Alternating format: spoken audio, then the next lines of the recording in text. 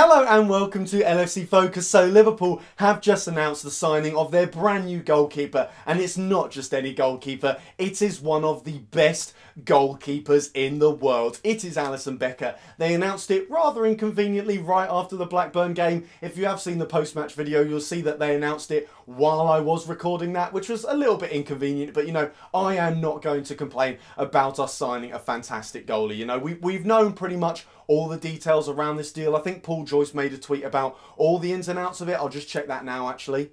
One moment. Yep, so the fee is £56 million up front with another £9 million in add-ons now. Apparently they're all very much achievable add-ons. They're based on things like Champions League qualification and everything like that. So we're essentially paying what sounds like 66 or £67 million.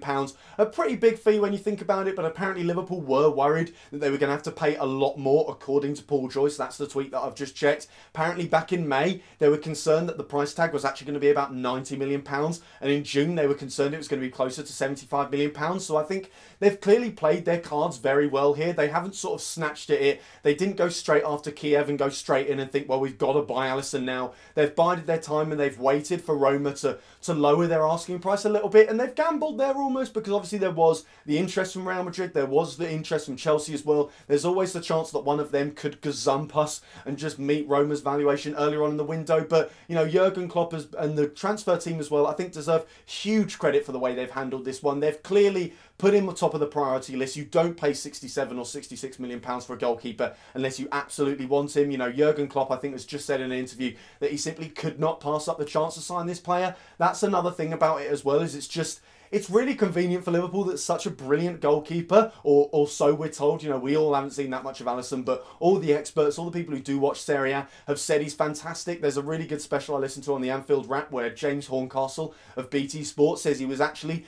probably player of the season in Serie A last season. Not just goalkeeper of the season, but player of the season. The best player in the whole of Italy. And if that just doesn't get you excited, then nothing will. So yeah, it's really useful that in this window where we have been, you know, not desperate to sign a goalkeeper, we certainly haven't outwardly looked like we're, you know, chucking money everywhere and trying to buy every single goalkeeper in the sun in the hope that one of them will come to us. But this fantastic goalkeeper has become available, and yeah, you can say that maybe we overpaid to get the deal done. Roma's sporting director Monchi did say that this was almost a fee that they couldn't ignore, a fee that they actually felt was above the market value. But to me, the most promising sign is that I don't think Liverpool have ever overpaid for a player under Jurgen Klopp. I mean, the obvious one that you might think of is Van Dijk, but obviously for 75 million quid, the main thing about that was that it wasn't just reflective of the quality of the player, it was reflective of how much the position needed to be filled. You know, we needed Van Dijk to steady our defence as a whole, and he came in, he did that, and to be honest, even if he hadn't done that, he justifies a £75 million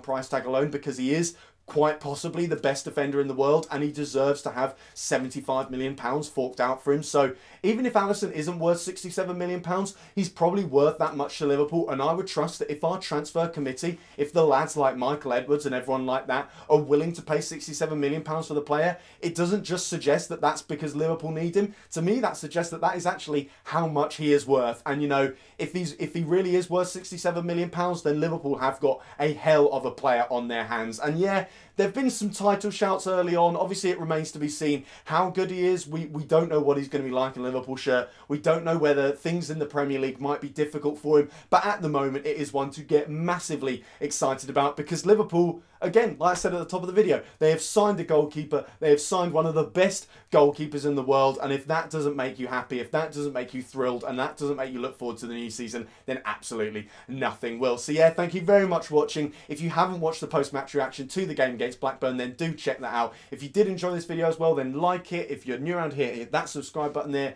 Check out some of the other videos, including the Blackburn reaction that have been out over the past few days. And I'll see you soon, hopefully, with some more transfer news as the Fekir deal maybe, just maybe, gathers a tiny bit of momentum. Until then, bye for now.